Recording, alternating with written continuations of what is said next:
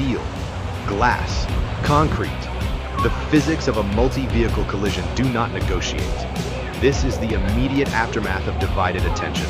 One split second of distraction, multiple vehicles compromised. Observe the impact vectors. A black sedan embedded in a utility pole.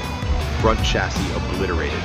Collateral damage to surrounding infrastructure and vehicles.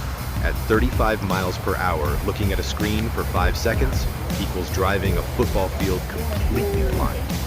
The variables multiply instantly. Wet asphalt, unpredictable pedestrian movement. First responders deployed, diverting critical resources. This is not an accident. It is a mathematical certainty resulting from a failure to execute the primary objective, operating a 2-ton machine. The fallout is absolute.